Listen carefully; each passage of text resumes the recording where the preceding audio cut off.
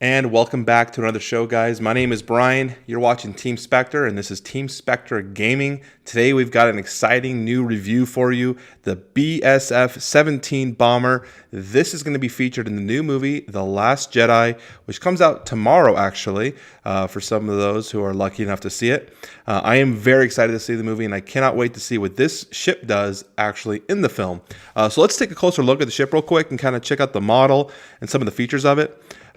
First off, what stands out to the ship for me is its unique shape. It's got this like T flying shape. It's got a pretty large cockpit, which to me it looks like it should fit multiple crew. In fact, the way the ship's designed, the entire torpedo top looks like that could be entirely crewed. So it's kind of interesting that they chose to not have this be a crewed ship. Another feature of this ship that I think is really interesting is it kind of reminds me of the B-17 bomber from World War II, the Flying Fortress, especially with the fact that it has these ball turrets on the bottom and in the rear. I think the fact that they're calling it the B-17 bomber, the BSF-17, is just as pure homage to the old Flying Fortress, and I think that's really cool. Now that might not be true at all. But to me, it's true, and I'm going to say it's true, and I'm going to tell everyone that that's what it is, because that's what I'm going to do. Anyways, I love the ship.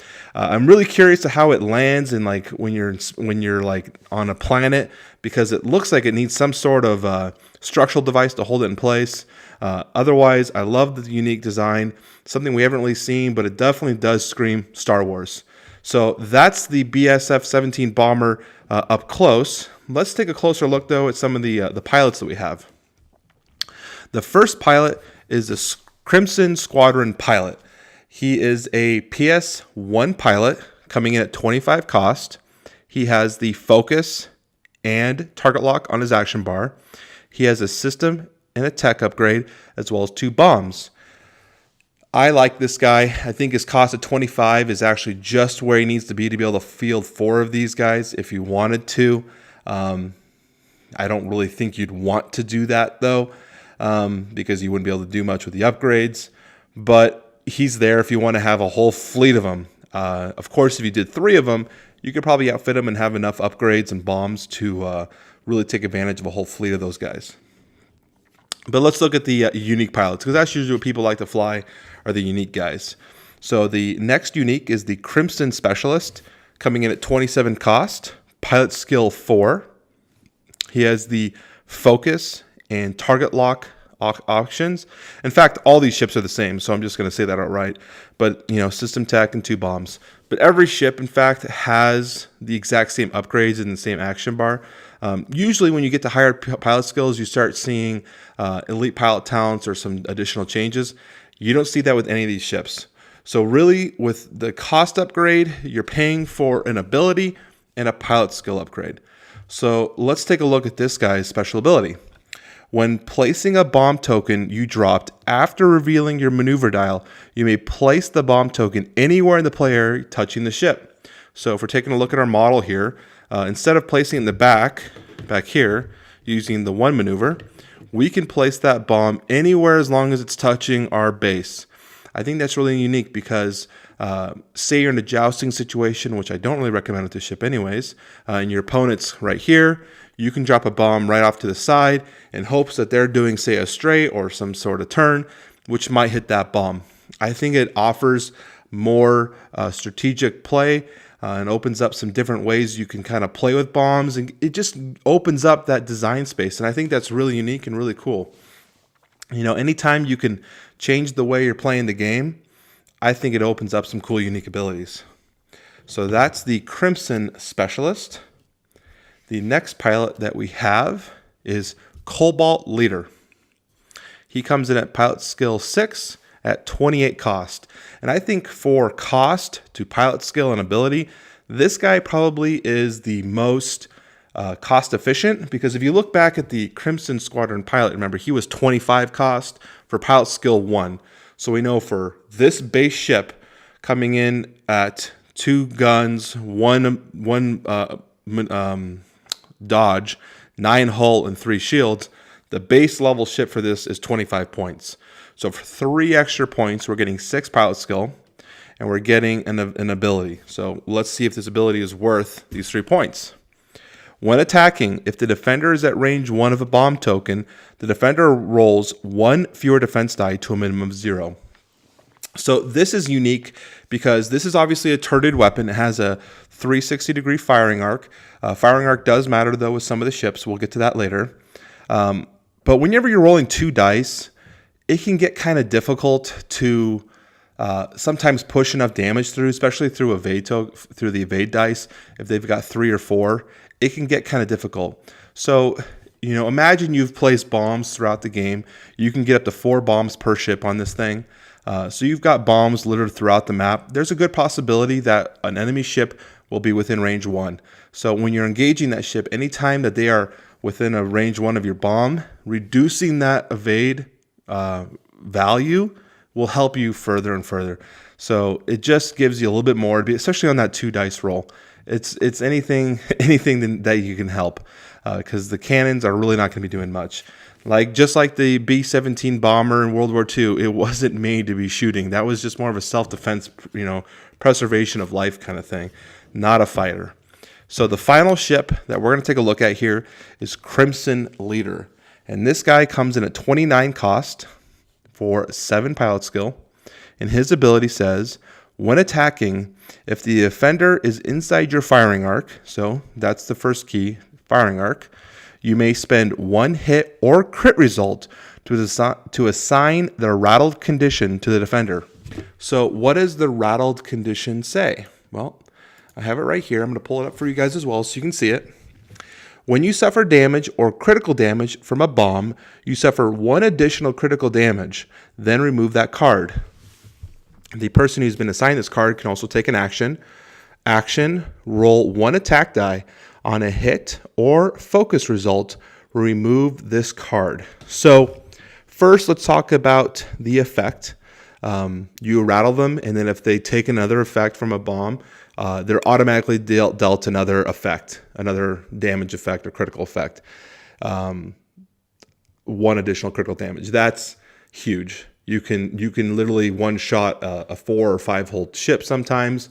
By just getting these correct critical damage effects. So the rattled effect I like. I think it's unique. I like the fact that it forces you to use your ship's firing arc, not just the 360 turret. You're required to use the firing arc, so that's going to require some special flying skills. We'll get to the dial after this to kind of show that skill. But what also does is it has the action for the defender. So we all know in this economy of an X-Wing economy, the action section is very important. I call it the action economy. Anytime you are losing actions or spending actions on other things that are not progressing your path forward to winning, you are hurting yourself. So by forcing your opponent to take an action to roll dice to potentially 50% remove this condition, it's great for you. You're preventing them from taking an evade or a focus or a target lock or using one of their special abilities to take an action. You're literally stopping them from doing what they want to do. I love it. And then the fact that they can miss and have to do it again next turn or potentially, let it sit there and continue the condition is great. I think it's a really good card. It's really designed well. It's also unique, so you can't put a bunch of Rattleds all over the field. It's a unique card, so if you want to assign that condition to another person, it moves, so that way it's designed to the space where it's not overpowered. I think it's a really, really good card. So that's the Rattled. But let's talk about the ship now. So we've talked about the pilots and what the pilots do. We haven't really talked about the ship and how balanced is this ship.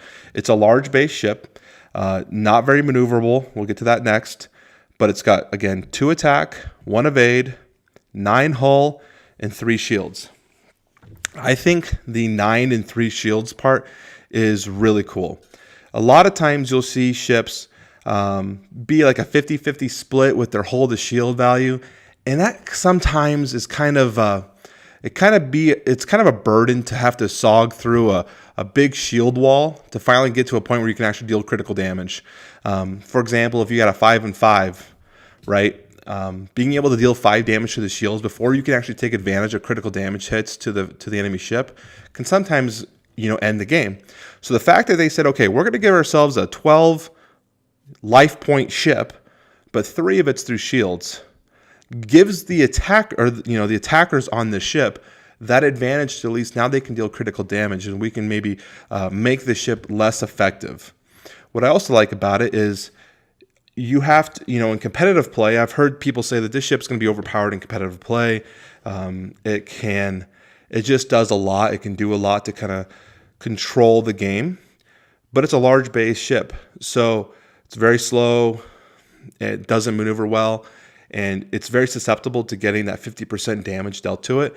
And so depending on how much you load it up, there's a lot of points that could be easily lost in a competitive match where they can reduce just to half point this to get half that value.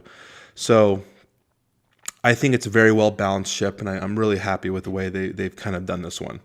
So let's take a look at that dial though, because I've talked about the ship, we've talked about the abilities, we haven't talked about the dial. So the first thing I want to point out on this maneuver dial is the 0 stop. I think that is brilliant. On a bomber, it can stop. It can prevent itself from going too far forward. What I like about that is sometimes when you're pushing forward, especially if you're doing a slow forward, sometimes your opponents, the engagement time happens too quickly, and you want to kind of slow it down a little bit. Maybe turn 1, you're going to take a red stop. You're just going to say, you know what? For this first turn, I want to see what you're doing. I want to see what your plan is. And a lot of people don't expect you to just stop turn 1 and assess the battlefield. So you're going to stop, you're going to assess the battlefield, you're going to see the way your opponents are playing with the asteroids and where their mind's going, and then you can do your 1 forward to clear the stress and do your action and kind of respond to what they're doing. It also gives you a little second, just kind of slow the pace of your approach. That way you can set your bombs on your trajectory forward and make your opponent have to respond to the way you're placing bombs rather than being reactive to the way they're playing. I think that 0 stop's brilliant. So let's take a look at the 1s. The 1s are great. Looks like a Christmas tree. You got red and greens all over the place. We got the green straight, green banks. The red hard turns though, I love. For a ship this clunky and large, you would not expect it to be able to do a hard 1, right? The fact that they're giving it to us is great. Everyone should be happy. I love the fact they're giving us a hard 1. Do we have to pay for it? Yes, there's kind of this, punishment and reward system here. If you want to do a hard turn to be able to actually change the way the battlefield's playing, or maybe not rush into the field, you're going to be hurt by it by a stress token. Again, perfect design space there, giving it to us when you normally wouldn't expect it. The 2s are pretty standard for what we'd expect for a bomber. We have a green straight. The banks are white, as well as the hard turns are white. And the 3, just like the other bombers that we've seen, like with the K-Wing, just 3 banks, nothing special. They're all white. So that's the maneuver dial. I think it's a really well-designed ship, especially in the 0 to the 1 range. Other than that, it's just following the lines of the standard bomber trajectory. Not too exciting. In this pack, it comes with several different cards. We're just going to show real quick the 4 ordinances that it gives you. I'm going to just put them around the screen for you. Thermal Detonator, Seismic Charge, and 2 corner nets. So that's what you're going to get when you purchase this expansion. We've already seen all these. They all have different effects with detonates. And they're all when you reveal, and there's also an action one. So it kind of gives you a little bit of flavor on everyone. But I'm not going to go too much into detail of those because we've all seen them, or most of you have. And if you haven't, there's plenty of videos to kind of go into more detail about those specific ordinances. But a lot of people are here because they want to see what's in the pack, what's new, and what's good for us. So the first one to take a look is the title, Crossfire Formation. I love this title because it adds a little bit more design space to Fantasy Flight, and they're kind of showing us that they can expand their gameplay. So Crossfire Formation is a BSF17 bomber-only title. When defending, if there are at least one other friendly resistance ship at range 1 to 2 of an attacker, you may add 1 focus result to your roll. Let me reread the most important part of that line. If there is at least one other friendly resistance ship, they're telling us that sub-factions are mattering. And if you don't know how to identify what a resistance ship is, on the back of your pilot cards, there's an indicator of its faction. The resistance looks like this. This is obviously a resistance bomber. Also right here in the corner next to your name, there's an icon of the resistance icon. So that's how you can identify. Of course, T17 or the YT1300 if it's raised. Here's the resistance model. You would know that by the satellite dish. These are resistance ships. So basically this is saying, you know what, we're going to make a focus, and you know there's going to be more resistance ships with the movies coming out. There's going to be plenty more coming in to increase the value of this title. But what we're basically saying is, look, we want to make sub-factions matter. We want to make your list building more unique, more thinking outside the box, and this title kind of forces that. On itself, a card, it's a great card. For 2 costs, it's a little expensive. I wish it was cheaper. But you're being able to add more focus results to your roll. It's also forcing you to make sure you're taking focuses almost every turn if you can, to take advantage of it if this is a list you're playing. Definitely a really cool card, definitely increasing the design space. The next one is Deflective Plating. I like this card because to me, it's a thematic card. It really feels like it makes sense. So Deflective Plating is a BS17 bomber-only modification, which is another cool thing that they're making it like, we want to give this ship an identity. What is this ship? It's a heavy bomber, just like the B-17 bomber. When a friendly bomb detonates, you may choose not to suffer its effects. If you do, roll an attack die. On a hit result, discard this card. So the idea is, you know, bombs will have an owner, but they do not discriminate on who's detonating them. So if you detonate your own bomb by mistake, the Deflective Plating can't protect you from taking any damage. But if you mess up, if that Deflective Plating takes too much damage, as if it took a hit, it falls off and you lose that effect. To me, it seems really thematic. I love the idea of it. I love when this game makes me feel like it makes sense to what would happen in real life. You know, that's one of the reasons I love playing this game. The next one is also another unique title, or a unique upgrade for this ship, is Ordnance Silo. It's a BSF17 bomber only. When you equip this card, place 3 Ordnance tokens on each other equipped bomb upgrade card. When you are instructed to discard an upgrade card, you may discard 1 Ordnance token on that card instead. So I mentioned earlier in the video that you can get up to 4 bombs on this ship.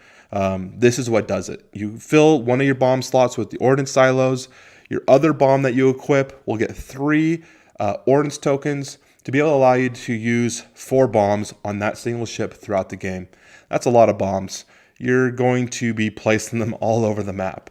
The other thing to note is it's forcing you to use 1 bomb. So you're going to have to make sure you're choosing your correct bomb, like say a proton bomb or something to that effect. But it's also good for new players who are still learning how to place bombs and how to play them. This basically says you're going to play with 1 bomb and you're going to learn how to use this 1 bomb really well, because the way your opponents play to it is going to help you learn. So I think it's really good for new players to kind of play with something like this, to force them into a position to really figure out how to play with a specific bomb and also how to play with certain condition restrictions. So I love that card. Now we're going to get to some cards we've already seen before. Actually, we're going to do that one next. We'll do the new card. The last new card is Trajectory Simulator. This is awesome because you're now using a new term, which is called launch. It's not a bolded term, but it's a term in the sense that we could see this more often. And this is also not tagged to the BSF17 bomber. So any other bomber could take this, like a TIE bomber. So basically the Trajectory Simulator says you may launch bombs using the 5 forward maneuver template instead of dropping them. You cannot launch bombs with the action header in this way. So obviously this is cutting out some of the bombs that use the action header, but any other bomb would be acceptable. And basically you're going to put a bomb way out in front and you're literally lobbing bombs at your opponents. What I like about this is you can do it, especially if you're a lower pilot skill person, throw a bomb in front of an ace, and hopefully they sure set their maneuver dial to compensate for any bomb lobbing. You know, you probably as an ace might need to make sure you're doing some hard turns earlier, cutting off, because like I said, with this ship, any kind of jousting is not beneficial for either player. The bomber doesn't want to joust because he has a hard time turning around, And an ace doesn't want to joust because anytime he could drop a bomb to the side or he can lob bombs right in front of their path. So really cool card. Opens up some new ways to play the game. Targeting Synchronizer. We've seen this card. I love this card. The fact that I get another one to my collection is just gravy. So it says, when a friendly ship at range 1 to 2 is attacking a ship you have locked, the friendly ship treats the attack target lock header as attack. If a game effect instructs that ship to spend a target lock, such as a missile effect like spend your target lock, do this, it may spend your target lock instead.